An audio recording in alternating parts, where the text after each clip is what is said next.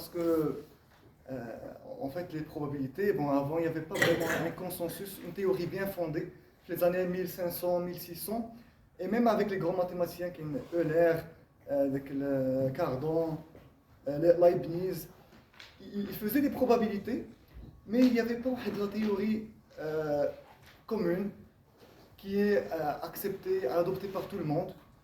Et en fait, qu'est-ce que cela faisait? Ça créait des paradoxes. C'est-à-dire un même cas, un même exercice, en le traitant de différentes façons, on arrive à différents résultats. On n'arrive pas à expliquer pourquoi. Donc c'était pas clair dans la tête des mathématiciens. Et en plus, c'était pas vraiment basé sur une théorie bien claire du point de vue mathématique.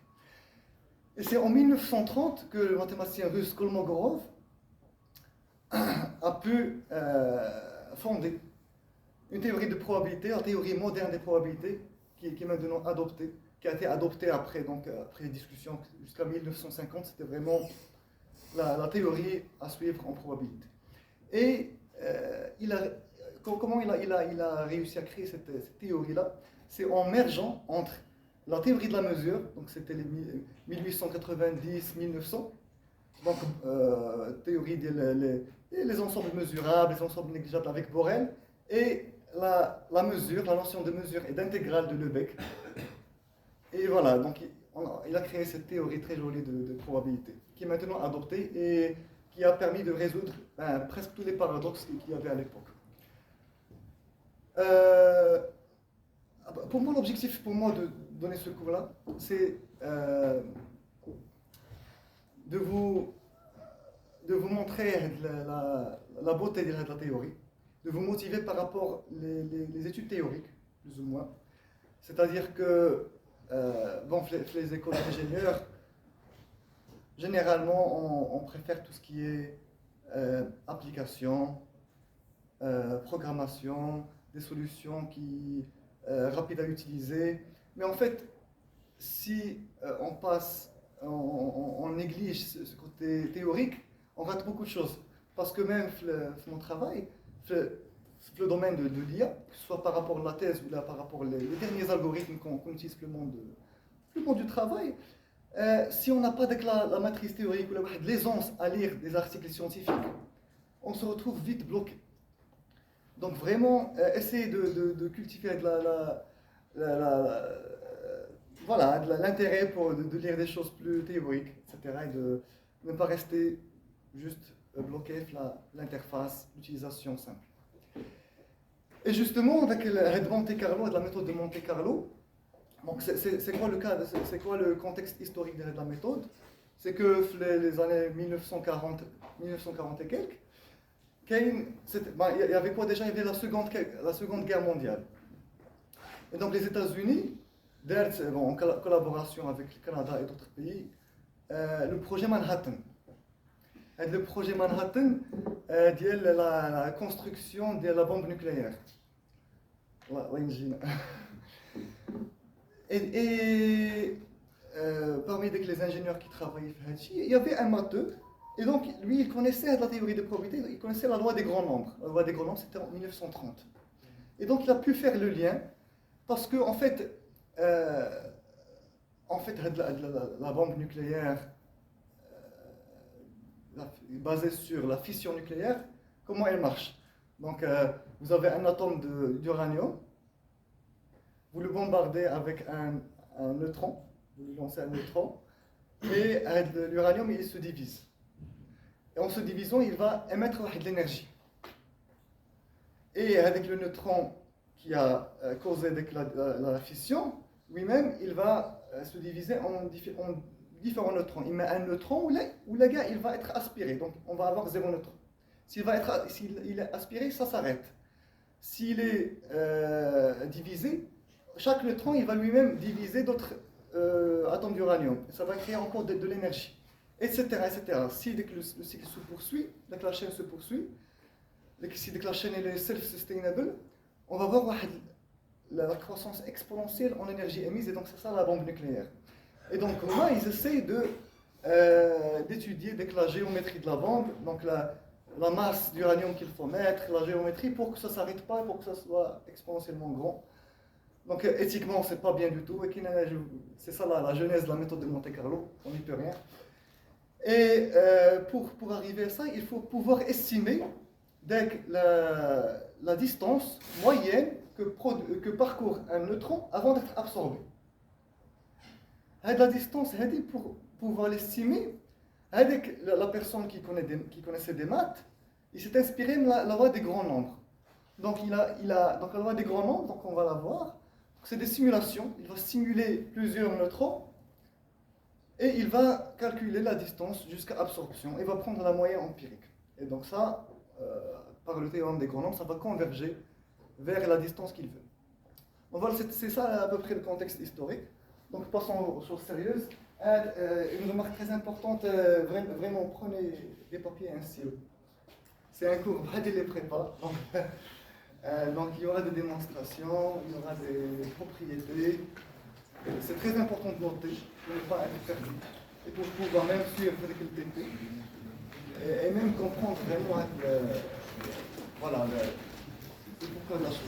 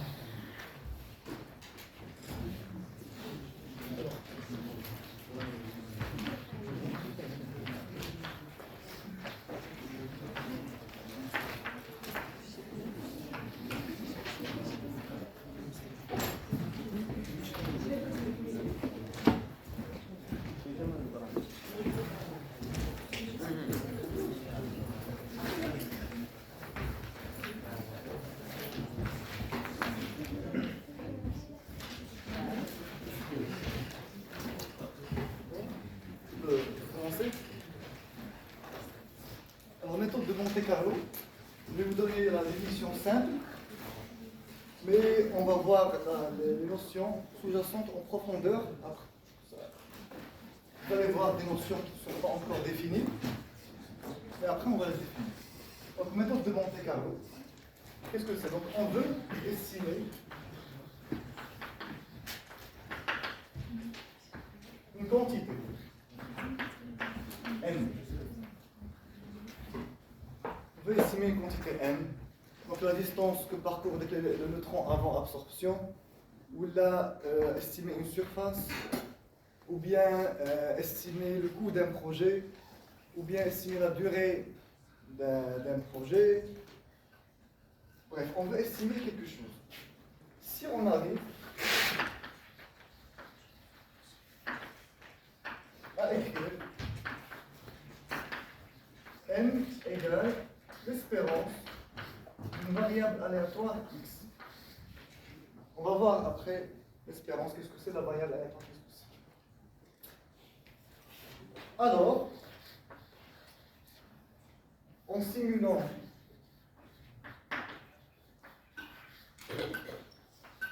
un échantillon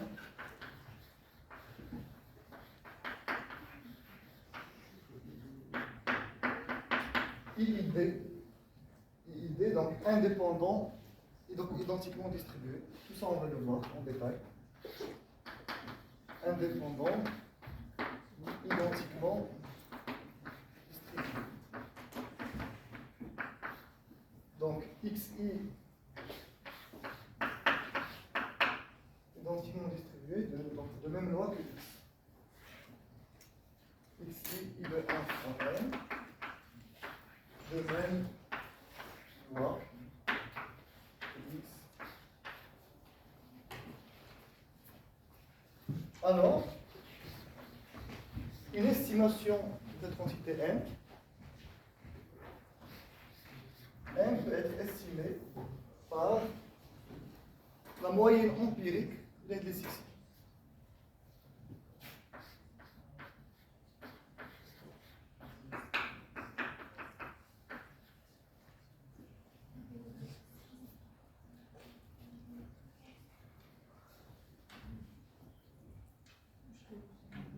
Donc c'est ça la méthode de Monte-Carlo.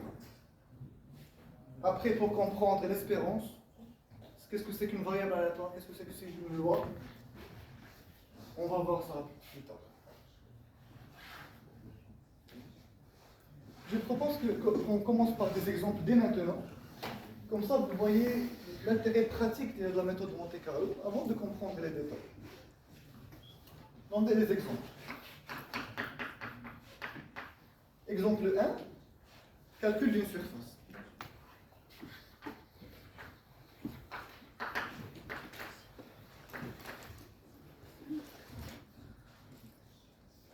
Imaginez, je vous donne une surface bizarre, comme ça. Je vous demande de calculer sa surface. Calculer la surface.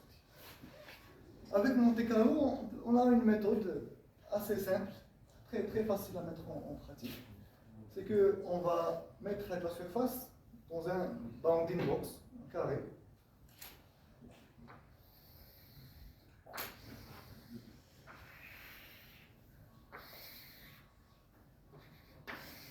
Dans le longueur A. Donc A, on sait très bien le mesurer. On peut le mesurer. Donc A, il est connu. Donc, on cherche la surface. Et on sait que SA, la surface de A, c'est A carré. Et bien, si on prend une variable uniforme, une variable aléatoire U, une variable aléatoire uniforme sur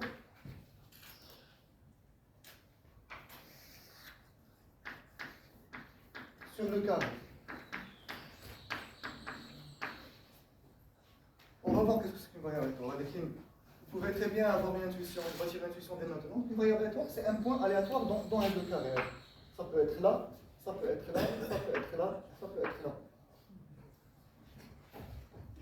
Donc, quelle est la probabilité que il tombe dans notre surface? Vous prenez un point au hasard. Il peut être là ou là, n'importe où. Donc la probabilité qu'il tombe à l'intérieur de S, c'est la surface, c'est S, c'est la surface du carré. C'est S sur un carré. Et avec la probabilité, U appartient à S, on peut l'exprimer comme une espérance.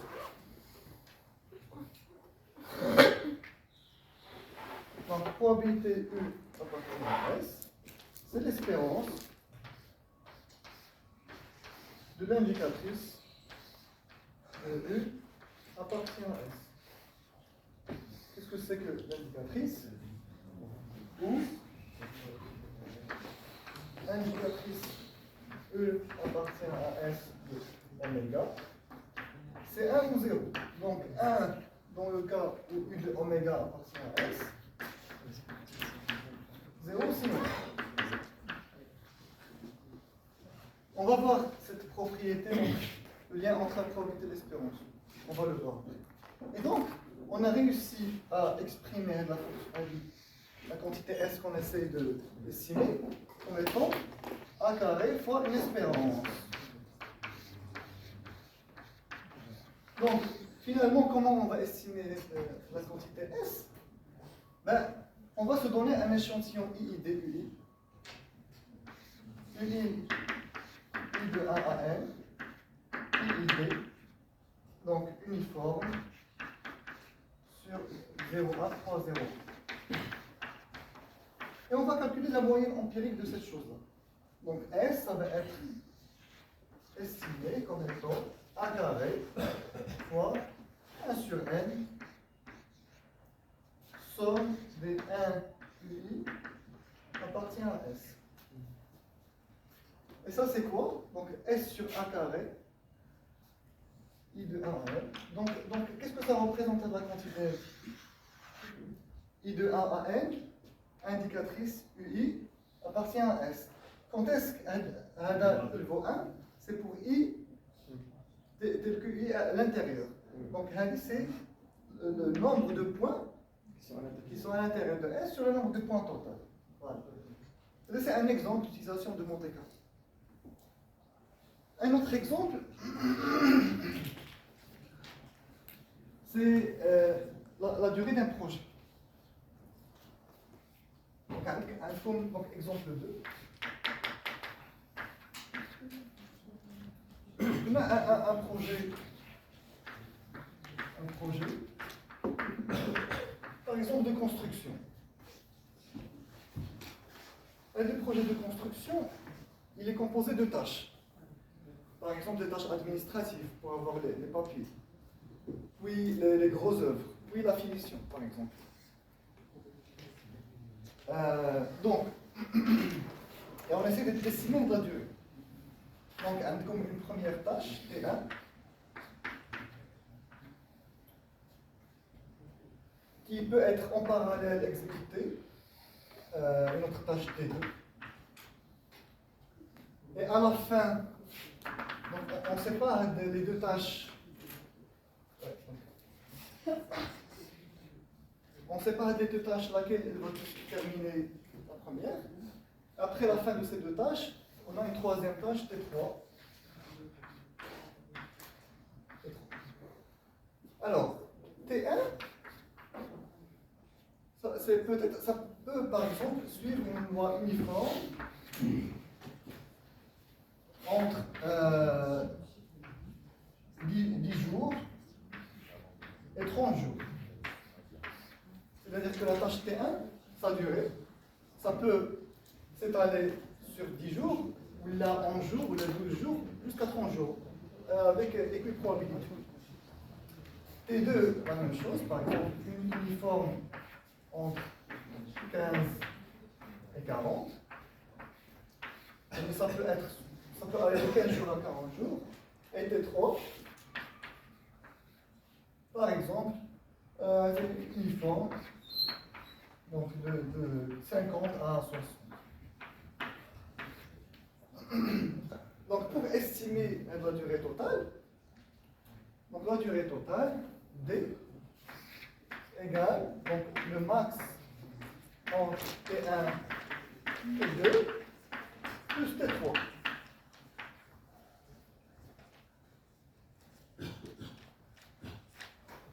Donc c'est l'espérance de ce truc-là. C'est la durée moyenne. Et donc pour cette espérance, on peut la calculer analytiquement, mais pour certains cas, pour certains lois difficiles, donc la méthode de Monte Carlo nous fournit une méthode qui est de simuler plusieurs T1, T2, T3 et de prendre la moyenne. Donc B, on peut l'approcher par la moyenne empirique, I de 1 à N. Donc le max, donc T1 I, donc le max entre T1 I et de I, plus T3 I. Vous voyez? Vous pouvez m'arrêter s'il y a quelque chose qui n'est pas clair. Ok. Un autre exemple. Alors, je ne vais pas l'écrire, juste vous pouvez l'écrire si vous voulez. Vous pouvez l'écrire si vous voulez. C'est en finance, on parle de value at risk. Donc, je détiens un actif financier. Donc, on est ici, on est à T égale 0. Au début, mon actif, ici T égale 0, mon actif il vaut X0. D'accord? Donc je détiens un bien, une maison, des actions, quelque chose. Sa valeur aujourd'hui c'est X0. Maintenant, ça c'est la date de maturité, donc dans un an par exemple. Mon actif il peut vivre sa vie, donc sa valeur peut augmenter, ou là sa valeur peut rester constante, plus ou moins, ou là elle peut diminuer. Elle peut diminuer de plusieurs façons différentes. Donc là, je me demande, donc la value at risk, c'est quelle est la perte maximale que je risque à 95%. Et détiens de l'actif jusqu'à grand T, quelle serait ma perte maximale à 95%? Donc, une méthode, c'est de simuler plusieurs trajectoires et de prendre le quantile à 5%. On est à 95% des cas, et ici c'est 5% des cas. Et je vois, donc ça c'est la pire valeur que je peux avoir, et donc ça c'est ma perte maximale à hauteur de 95%. Voilà. Alors, donc... Je comprends pas pourquoi 95%. On s'est donné, on dit que, voilà, c'est un choix. 95%, parce que 5% pour nous c'est peu, donc c'est un chiffre comme ça, donc c'est une convention, il n'y a pas vraiment de raison théoriquement fondée. Donc on a vu la méthode de Monte-Carlo. Maintenant, on va voir pourquoi on a besoin d'une théorie de probabilité.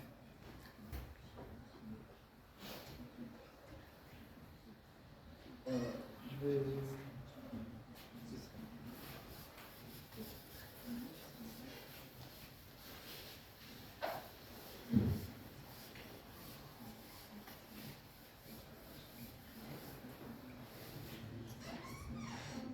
D'ailleurs, cette méthode de Monte-Carlo, elle est basée sur le théorème de la loi des grands nombres qu'on va voir et qu'on va essayer de démontrer. Voilà. Vous avez une question?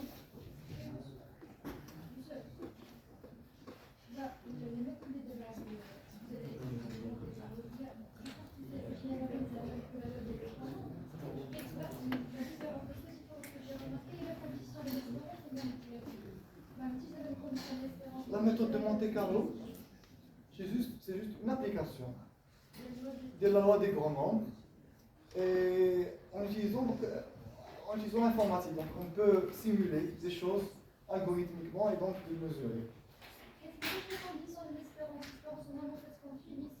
C'est pas un théorème, la méthode de Monte-Carlo, je n'ai pas énoncé de théorème. Jusqu'à maintenant, j'ai fait des choses intuitives, je ne suis pas encore rentré sur la théorie des probabilités. D'accord? Alors déjà, pourquoi on a besoin d'une bonne théorie de probabilité? Parce que sinon on a des paradoxes. Je vais vous présenter un paradoxe. On va déduire l'importance de cette théorie. Paradoxe de Bertrand.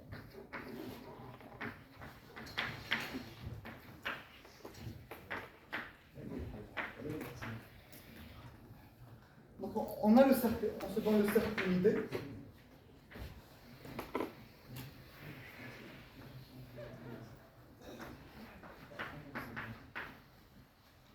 Donc le cercle unité, une propriété de ce cercle unité, c'est que il admet des triangles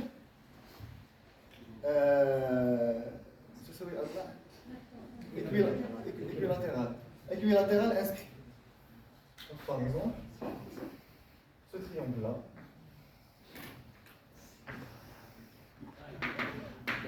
C'est un triangle équilatéral inscrit. Bon, il y a une infinité de triangles équilatéraux inscrits, on peut juste les cartonner comme ça. Et il y a des triangles équilatéraux, donc la racine, la longueur des côtés, c'est racine de 3.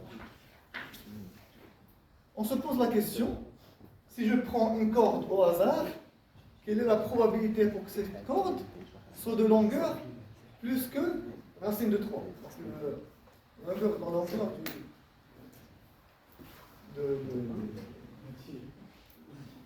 donc, question. On prend une corde au hasard. Alors, une corde, vous savez ce que c'est? Une corde, c'est comme ça. On se donne 2 points ici, on trace la corde. Quelle est la probabilité que la longueur de la corde choisie soit plus grande que la racine de 3, la longueur, bien le côté du triangle inscrit. Première méthode.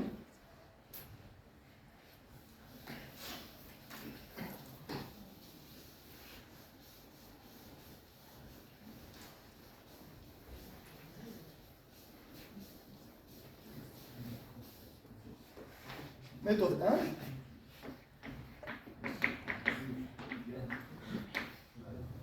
J'ai mon sac unité.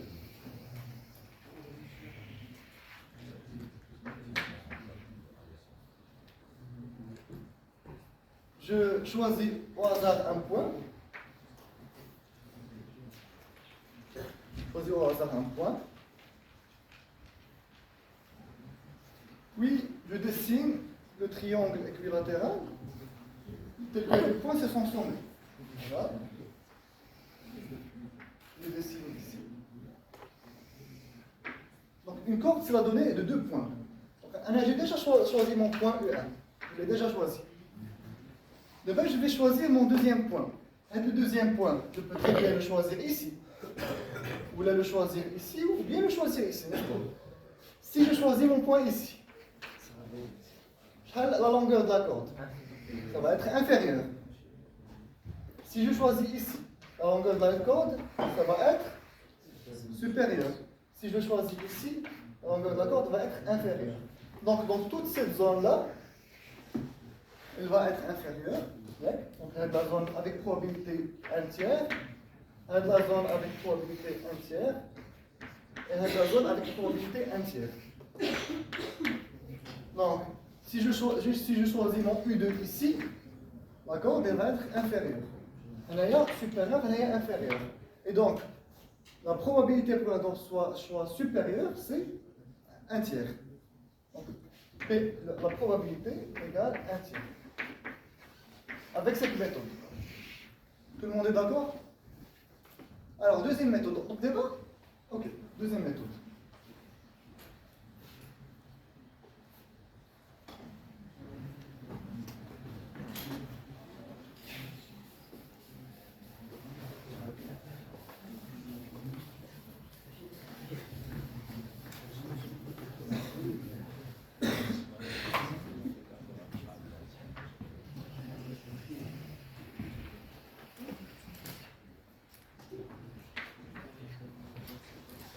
On va choisir une corde.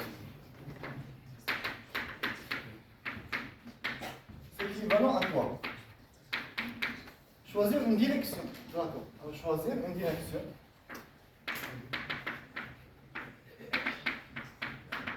La direction de la corde, donc c'est la droite. On dit la direction.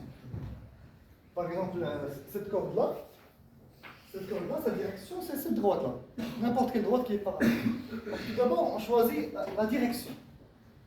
Supposons qu'on la choisit comme ça. On peut très bien la choisir comme ça, mais modulo une rotation, on peut très bien, sans peine de généraliser, supposer que la direction c'est ça. Puis, une fois qu'on a choisi la direction, on va choisir la distance. Donc, on va dessiner le perpendiculaire. On va choisir cette distance R.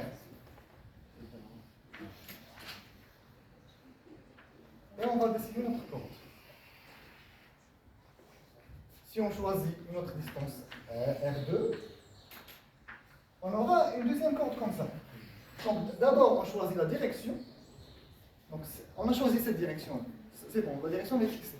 Maintenant, le deuxième degré de liberté, c'est la distance par rapport au diamètre. Donc choisir R. La distance entre le milieu de la corde et 0. Donc, distance entre le milieu de la corde et O. Vous êtes d'accord? Allez, ça englobe tout. Choisir une corde, c'est choisir la direction, puis la distance. C'est la même chose. Alors, maintenant avec ce thème-là, c'est quoi la probabilité?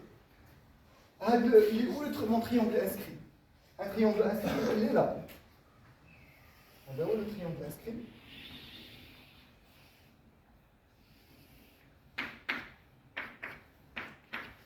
Une propriété du triangle inscrit, c'est que cette distance-là, c'est égal à cette distance-là. Ouais, les deux distances sont égales. Et donc, quelle est la probabilité que j'ai une corde plus grande? Si je choisis mon R d'ici à ici, elle va être plus grande. Si je choisis mon R de là à là, elle va être plus petite. Donc avec la probabilité 1,5, la corde est plus grande. Ça c'est probabilité 1,5. Donc la probabilité c'est 1,5. Donc on a ce paradoxe. Est-ce que tout le monde a compris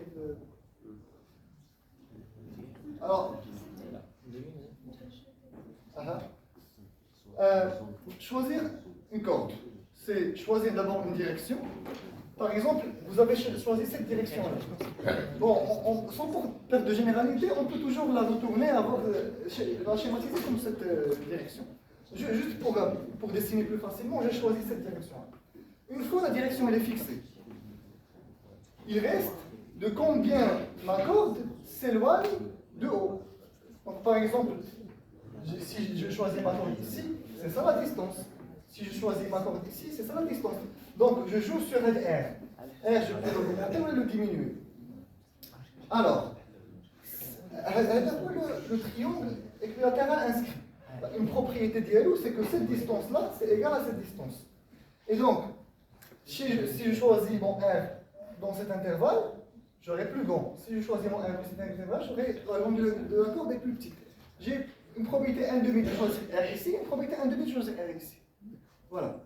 En fait, c'est que le paradoxe, il vient d'où? C'est la phrase dièse, on prend une corde au hasard. Elle dit, elle n'est pas bien définie. On prend une corde. Prendre une corde au hasard, ça n'a pas de sens. La théorie moderne des probabilités. Parce que la première méthode, qu'est-ce que j'ai fait? C'est que j'ai pris au hasard 2 points du cercle. Donc prendre une corde au hasard, c'est prendre au hasard U1 et U2. Donc U1, U2. Donc uniforme sur le cercle 0,1. Fois uniforme sur le cercle 0,1. C'est-à-dire, ma première définition de choisir une corde au hasard, c'est de choisir 2 points du cercle.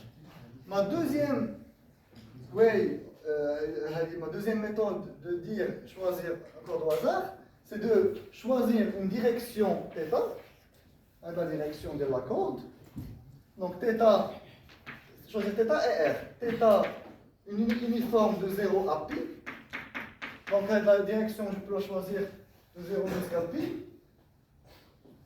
Et R de 0 à 1. Voilà, donc mathématiquement, c'est 2 choses différentes. Donc forcément, donc, avec la théorie des probabilités modernes, c'est normal d'avoir des résultats différents. Il n'y a pas de paradoxe. C'est pour ça qu'il faut avoir une bonne théorie. Voilà, donc après cette introduction, je ne sais pas combien de temps j'ai eu. 30 minutes d'introduction. Et bien, on va rentrer dans la théorie.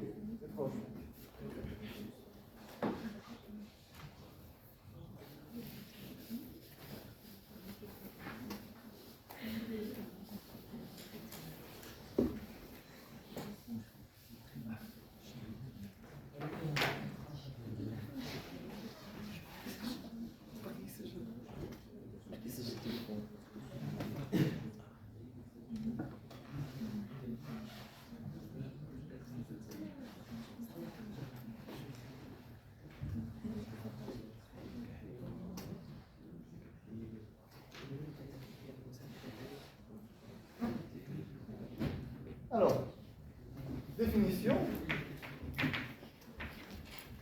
On va avoir besoin de mesurer des probabilités, des événements. Donc, on va parler d'espace mesurable. Donc, on se donne oméga, un ensemble rondé.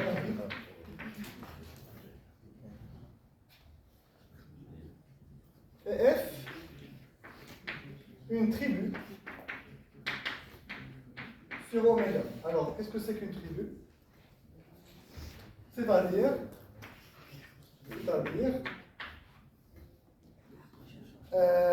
elle contient l'ensemble tout entier. Donc l'attribut F, elle contient l'ensemble oméga. Elle contient l'ensemble vide.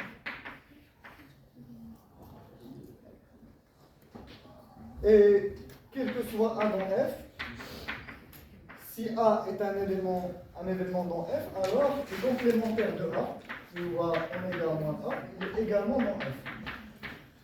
Et quel que soit AI une famille de F,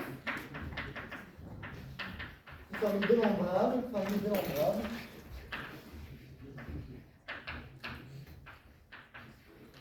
alors l'union des AI est dans F.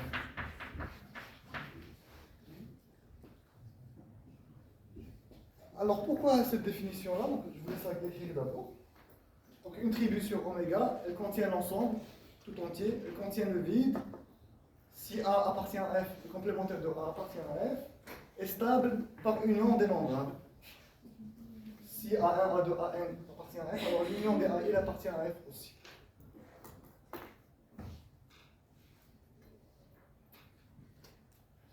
En fait, F, elle va représenter les événements mesurables, les ensembles qu'on peut mesurer. Et donc c'est normal. On voudrait mesurer l'ensemble tout entier. Par exemple, la probabilité de oméga, c'est 1. On va vouloir mesurer l'événement vide, donc 0. Et si on sait mesurer A, on voudrait mesurer le complémentaire de A. Et si on sait mesurer les AI, on voudrait pouvoir mesurer l'union des nombres des AI. C'est ce qui justifie la définition comme ça de l'attribut.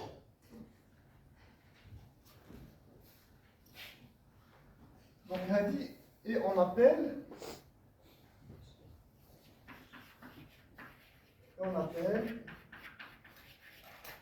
oméga F un espace mesurable.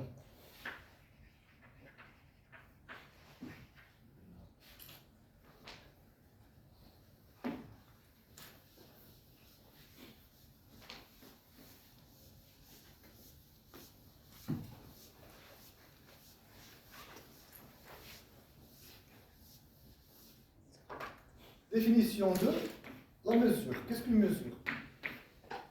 Donc, qu'est-ce qu'un espace mesurable? Oméga F mu, espace mesurable.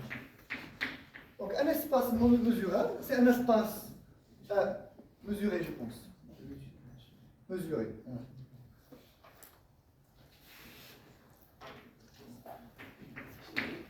Si oméga F est un espace mesurable, donc c'est ce qu'on a vu. Et si en plus on a mu une application qui va de F vers 0 plus l'infini. On peut très bien vouloir valoir plus l'infini, pas de problème. La mesure, elle a des propriétés, c'est que la mesure du vide, c'est 0. La mesure, ça va jouer le rôle de la notion de probabilité. Donc c'est normal que la mesure du vide soit 0. Et si AI, I de 1 à n, elle peut elle-même être infinie, donc I plus grand que 1, famille, donc telle que famille d'éléments de F, donc tous les AI appartiennent à F, et 2 à 2 disjoints. 2 à 2 disjoints. Ça veut dire quoi? Ça veut dire que AI interagit, c'est vide. Donc c'est des ensembles qui n'ont pas d'intersection. A1, A2, A3, A4, A5. Alors, la mesure de l'union, c'est la somme des mesures.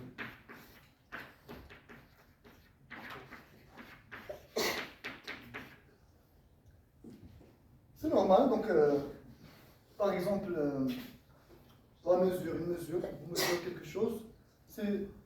Par exemple, la mesure, c'est la surface. La surface de ça, ça, c'est la somme de ces surfaces-là. Parce qu'il n'y a pas d'intersection. Là, la probabilité de ces événements, c'est la somme, parce que les événements sont indépendants. Donc, c'est une définition.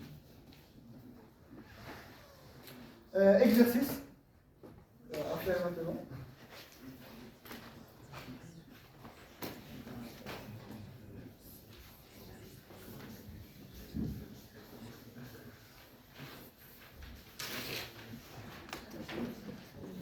Donc, A et B, les éléments de F,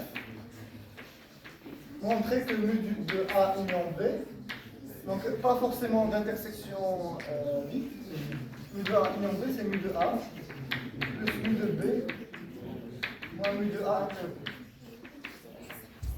J'essaie de prendre 5 minutes, voir ce que...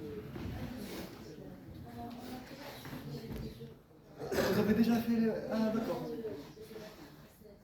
Le semestre chaud? Ou on est dans quel semestre?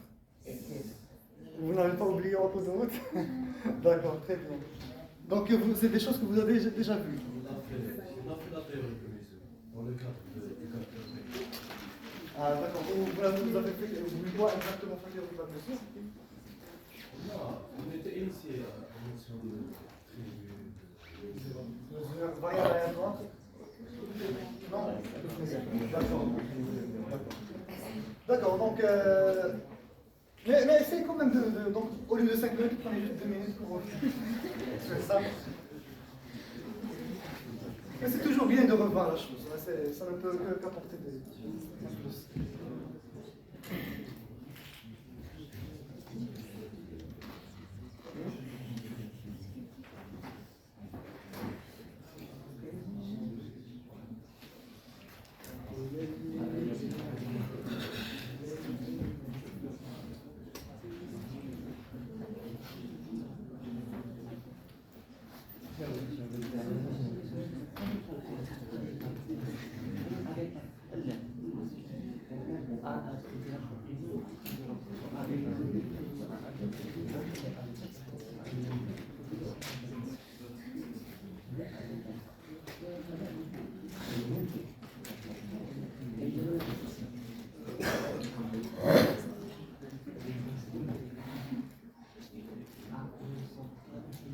Quelqu'un veut passer au tableau?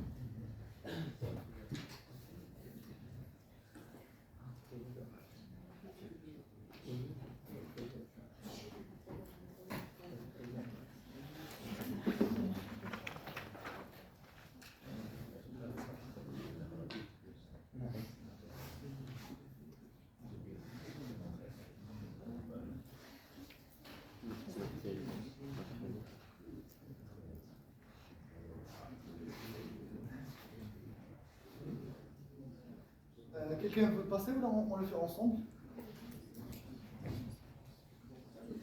On le fait ensemble. Donc on continue chez Mouchkil. Donc A, B. Alors l'idée c'est de arriver à des choses disjointes pour pouvoir appliquer la propriété. Donc par exemple ça c'est A moins B. Et ça, c'est A inter B. Donc A, c'est A moins B, union A inter B. C'est clair? Et donc mu de A, c'est mu de A moins B, plus mu de A inter B. Alors, appliquons la même chose.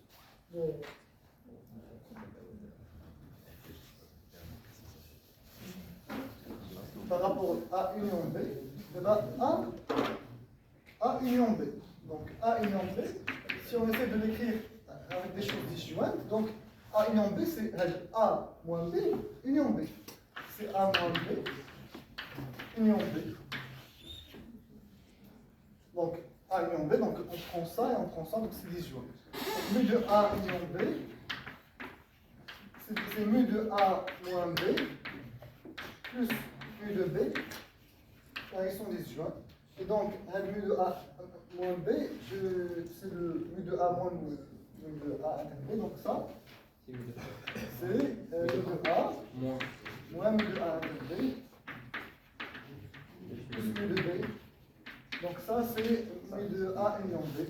Donc, on a l'égalité, donc c'est ce qui est demandé.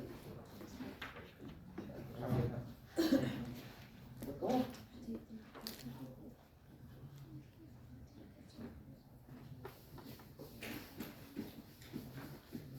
En définition, probabilité, espace probabilisé. Oméga F P est un espace probabilisé si oméga F P est un espace mesuré, si de plus P est une probabilité, c'est-à-dire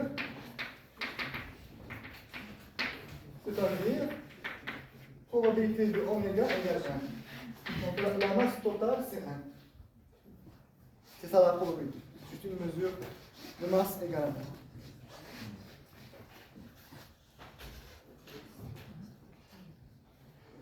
1. Très bien, alors, une autre définition.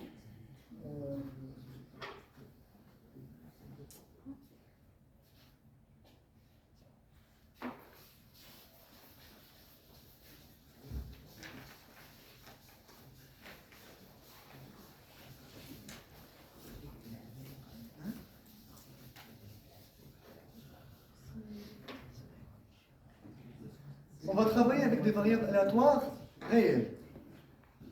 Donc, on doit s'intéresser aussi à l'ensemble R, pas que à l'ensemble oméga des événements. Donc, avec l'ensemble R, on doit savoir le mesurer. Donc, il faut définir des mesures sur R. Donc, on va s'intéresser à R. Alors, donc, on va avoir besoin de travailler avec des tribus.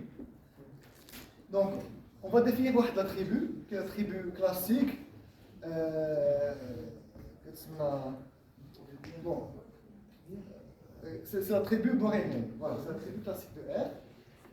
Alors, je vais vous d'abord la définir, mais on va voir pourquoi cette notion.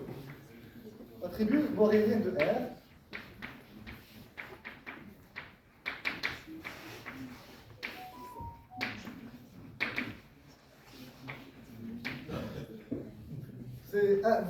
Vous avez déjà vu, c'est quoi la définition de la tribu borélienne?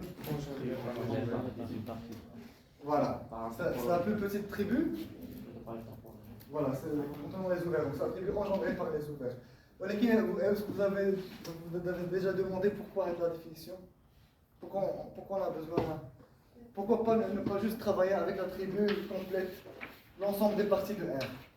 Et tout ensemble de R pourquoi la tribu borélienne? C'est très compliqué.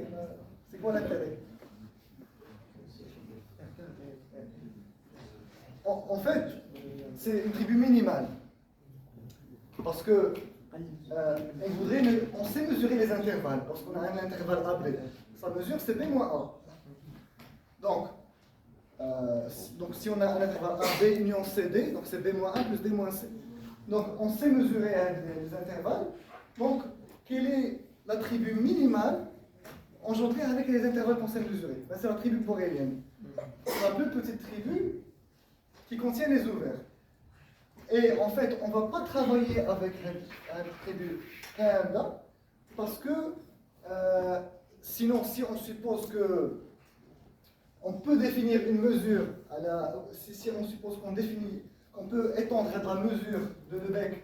La mesure de Lebesgue, c'est la mesure classique. La mesure de l'intervalle AP, c'est D-1. Si la mesure, donc on sait la définir sur les ovaires, donc par extension, on sait la définir sur la tribu engendrée par les ovaires. Si on suppose que par extension, on peut aussi utiliser le P de R, on trouve un paradoxe, enfin, c'est un paradoxe, mais une contradiction. Donc c'est l'ensemble de Vitali, c'est ce qu'ils veulent chercher, qui n'est pas mesurable. L'ensemble de Vitali, il appartient, c'est un sous-ensemble de R. Vous voyez que ce n'est pas un sous-ensemble de B de R, et donc il n'est pas mesurable. Et si on essaie de le mesurer avec la tribu, avec la mesure de Beck, on va avoir une contradiction. Il est important de s'intéresser à la tribu borélienne, donc la tribu, la plus petite tribu contenant les ovaires, F, tribu de R, quel que soit O ouvert de R, O appartient à F.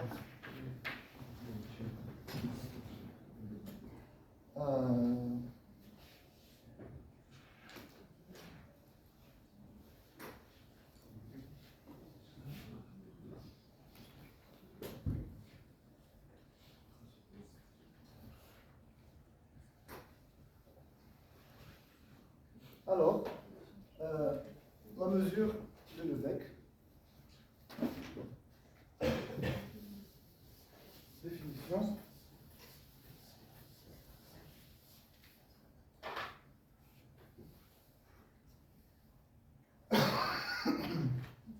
Il existe une unique mesure, donc positive sur R, B de R, qui va étendre avec la notion de mesure qu'on sait tous, telle que, quel que soit A sub B R, lambda de AB, c'est égal B moins 1. La notion de mesure, vous prenez une règle, vous mesurez un lit. C'est normal de vouloir l'étendre à n'importe quel sous-ensemble. Et donc, on sait le faire.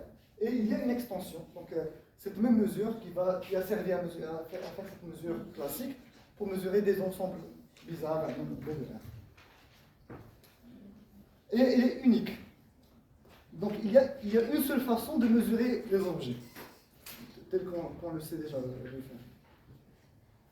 Voilà, on ne peut pas définir la mesure sur P de R tout entière parce que sinon, quel est l'ensemble de Vitali? C'est les classes d'équivalence et de la relation. Bon, si vous voulez, je dis rapidement si vous voulez chercher. Donc X est en relation avec Y si X moins Y appartient à Q, est un rationnel.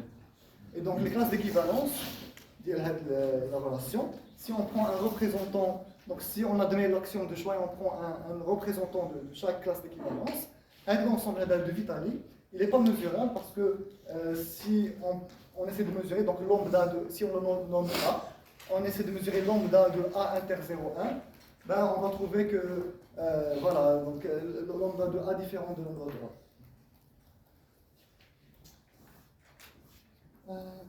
Alors d'abord, la notion de variable aléatoire. Définition. Donc X, donc on a un espace probabilisé. Espace probabilisé. Alors, on se donne une application. Soit X de oméga à R, une application. Alors, si, quel que soit B borélien de R, X moins 1 de B appartient à F, alors X est une variable aléatoire.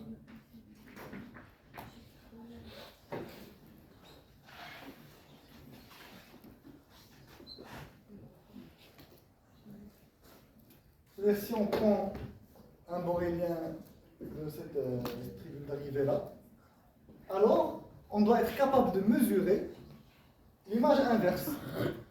Le fait de dire que x moins 1 de b appartient à f, ça veut dire qu'on sait mesurer x moins 1 de b. C'est normal, c'est une définition tout à fait normale parce que, après, on va vouloir mesurer des probabilités. Donc la probabilité que x appartient à un intervalle. Donc, bien sûr, on a besoin que l'événement x appartient à un intervalle soit mesurable. On doit mesurer sa probabilité. Je ne sais pas si vous voyez le pourquoi de la chose. Pourquoi pourquoi cette définition-là? Parce que je peux très bien vous écrire la définition, mais c'est bien de comprendre le pourquoi de la chose. Pourquoi une variable aléatoire est définie comme ça? C'est quoi l'intérêt? Je réexplique. Donc, on va avoir besoin de calculer des probabilités d'événements, de certains événements de ce type-là. Probabilité que x appartient à un ensemble. Donc, l'événement x appartient à un ensemble, il doit être mesurable, il doit être dans f pour pouvoir parler de la probabilité de cet événement-là. Donc c'est normal, c'est comme ça qu'on définit la variable aléatoire, c'est que l'image inverse, elle est dans f pour pouvoir la mesurer. Donc c'est ça l'intuition.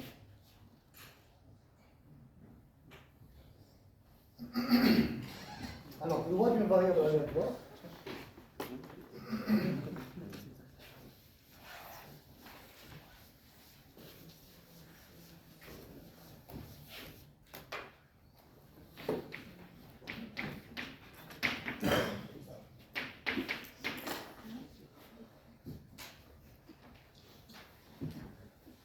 Donc, x de oméga ft, donc vers r d de r, une variable aléatoire. La loi de x est la mesure suivante. Et l'application px qui va de b de r vers 0 plus l'infini, tel que px de b égale probabilité que x appartient à b, quel que soit b dans les liens binaires. Cette application est en fait une mesure sur R de R. Donc c'est la loi de probabilité. Il y a une application Px qui va des boréliens, tel que un Px de B. Donc vous prenez B, un événement de l'espace d'arrivée de X, un borélien, donc un événement réel. C'est un programme. C'est une mesure de probabilité, c'est une probabilité. Effectivement. C'est où l'infini? 0 à effectivement. Parce que quelle est l'image inverse? Parce que, en fait, je l'ai fait pour une variable aléatoire x, vous pouvez très bien le faire pour une mesure inverse. Donc, effectivement, entre 0 et 1. Merci. Alors, un exemple simple. Cas d'une variable aléatoire discrète.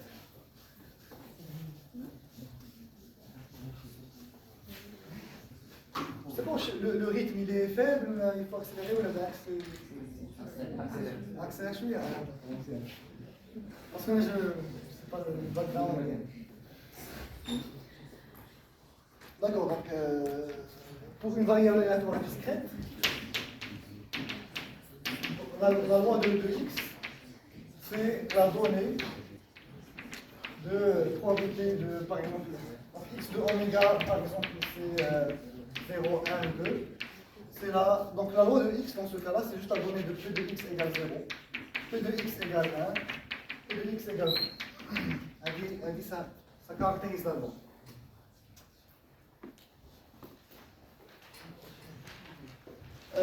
La loi qui est la loi binomiale, vous Vous connaissez la loi binomiale. Donc B de n, la loi donc x8 moins binomial MP. Donc c'est quoi la probabilité de x égale k?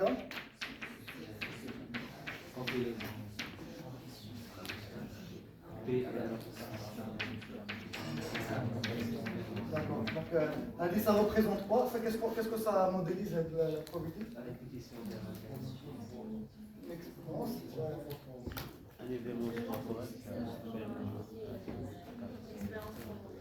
D'accord. Donc à l'expérience de Bernoulli, B de P, on va répéter n fois. Ouais, les expériences sont indépendantes. Donc P de x égale k, c'est combien de fois, vrai de n fois, on a, voilà, c'est le nombre de succès entre les n fois que la probabilité que ce nombre de succès soit égal à k. Voilà, c'est ça intégrale de Lebesgue.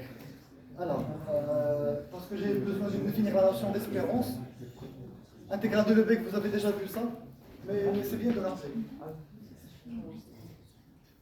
Vous avez vu comment on a construit l'intégrale de Lebesgue, les étapes? Fonction étagée. D'accord. Puis par densité. D'accord, donc, ok, je ne sais pas, est-ce que tout le monde fait le même, il a vu les mêmes cours ou là? Ça, d'accord. Donc c'est quoi le... Ok.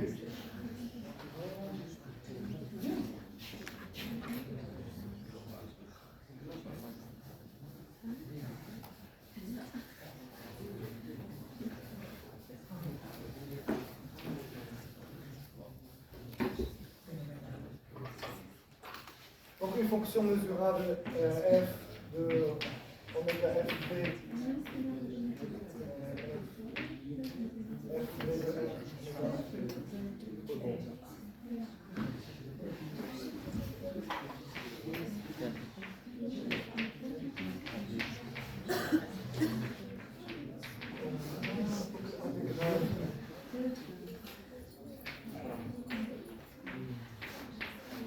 donc ça vous avez vu déjà.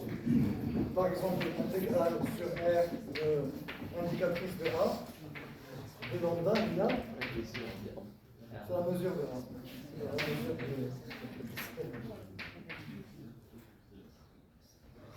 Et donc, puis on a défini pour les fonctions étagées, donc la somme, on définit l'intégrale pour la somme qui est les AI, indicatrice de AI, comme étant, donc c'est quoi l'intégrale de ce truc-là? C'est la somme la somme de AI, mesure de AI. Très bien. Puis par densité, donc on prend le suprémol.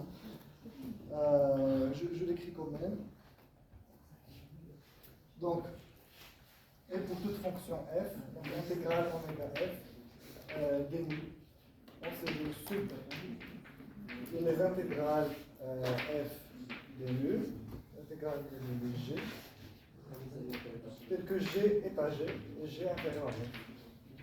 Donc, f positif, g est à g. Donc pour f positif, le sub des fonctions étagées qui sont inférieures. Et pour f quelconque, on fait quoi? Comment on définit l'intégrale pour f quelconque? Il y a la valeur. Hein? Plus, moins. Voilà, exactement. Donc f c'est égal f plus moins f moins. C'est quoi f plus, c'est quoi f moins? Max entre 0 et f ou à là? Max entre moins f et 0.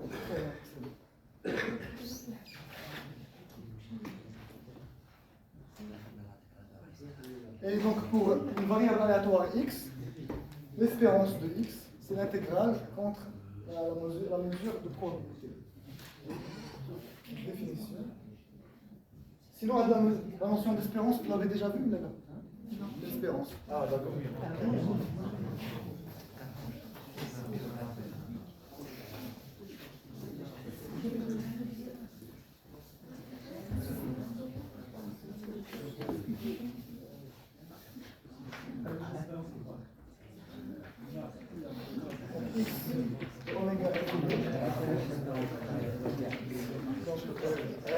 Variable aléatoire. Donc l'espérance de x, c'est quoi? c'est l'intégrale sur oméga de x de oméga et de p de oméga. C'est ça la définition de différence, c'est juste l'intégrale. Et donc, dans le cas de la loi, par exemple, si x suit une loi de Bernoulli,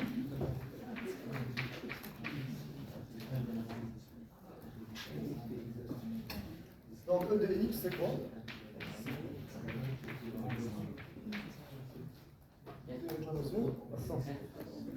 Là, d'abord la formule. C'est la Oui, bon, effectivement, c'est la somme de 0 à n, c'est kn, ou en probabilité de x égale k fois k. Mais pourquoi? C'est quoi le lien avec cette formule-là? Parce que comment on va écrire p?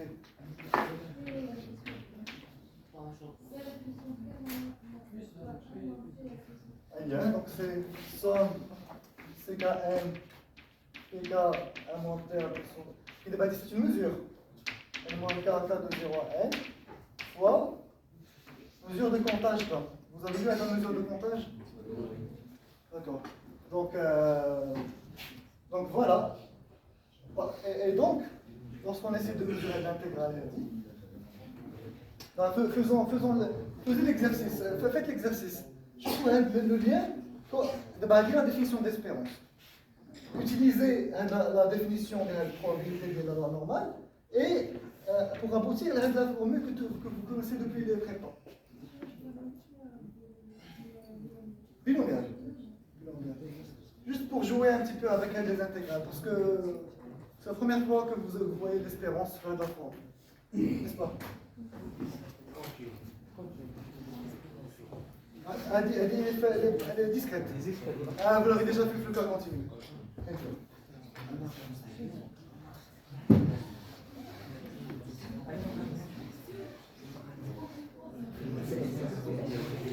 La pause. 10h45. نديرو 11h. نديرو واحد 15 minutes. لا صافي دابا نقص. فوت شكون بغى لا بوز؟ صافي نديرو شحال 15 minutes؟